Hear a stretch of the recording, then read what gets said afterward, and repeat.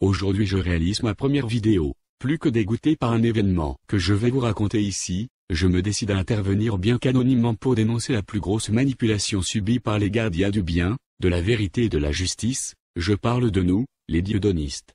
En effet, une nouvelle branche s'ouvre dans la galaxie Égalité et Réconciliation, la maison de disques bras d'honneur. Ses dirigeants nous promettent une musique débarrassée de la SACEM, du mercantilisme et des directeurs artistiques à papillotes, qui utilisent et spolient les artistes comme le public dans un but d'abrutissement des masses et de remplissage de comptes en banque israéliens. Cette maison de disques sort des morceaux sous forme de teaser depuis quelques semaines. Ils sont censés donner le ton à venir de cette entreprise artistique à visée réinformative et anti-système. Je vous parlerai ce soir du morceau intitulé subtilement SS Douceman, le Molière de la dissidence. Je ne m'attarderai pas sur sa plume digne d'un collégien de ZEP en 4e réadaptation option illettrisme, non, ce soir je viens vous parler du container de quenelle qu'il vous a maladroitement glissé dans la pastille. Si vous avez suivi la sortie de cet hymne de la pensée soralienne pour adolescents dégénérés, vous savez que celui-ci a comptabilisé un très haut nombre de vues, environ 130 000, avant que sa vidéo ne soit censurée de YouTube. Ceci est la version officielle, aussi crédible que celle de Bush sur les événements du 11 septembre. En effet, étant moi-même un consommateur de rap, j'ai suivi l'affaire de près et je vais vous prouver que vous aimez la sodomie.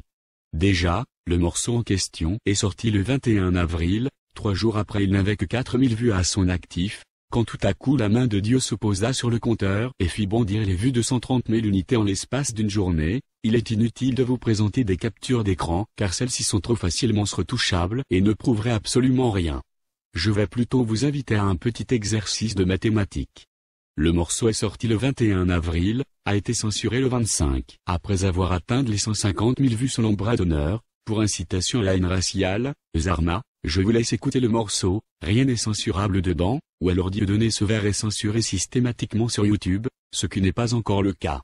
Bref, revenons à notre calcul, donc 150 000 vues en 4 jours, sans avoir été diffusé sur aucun blog connu, seulement du partage Facebook, ça implique beaucoup de partage, donc beaucoup de gens qui ont aimé, voire adoré le morceau, disons au moins 30 000. Quand le morceau a été soi-disant censuré, il a été remis en ligne par des personnes anonymes. J'ai déniché celle d'entre elles qui a réalisé le plus de vues, publié le 26 avril, donc le lendemain de la censure. Combien a-t-elle réalisé de vues jusqu'à aujourd'hui, 17 mai 2014, 3 semaines après? Au moins 300 ou 400 000 me direz-vous. Non, 1700. Ceci est la preuve du méfait, mais quel est-il? Un très haut nombre de vues ponctuelles, ne donnant pas de suite, une censure sans raison valable.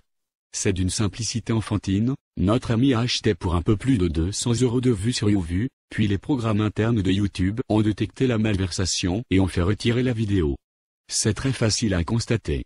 Conclusion, quel est l'intérêt de se dire anti-système et cela jouer chevalier contre l'oligarchie talmudo-franc-maçonne si c'est pour utiliser des techniques dignes d'un BHL sous Popper savant de faire croire à son public que c'est la force et l'anticonformisme guerrier de son texte qui a causé son bannissement, ajoutant la manipulation victimaire au mensonge.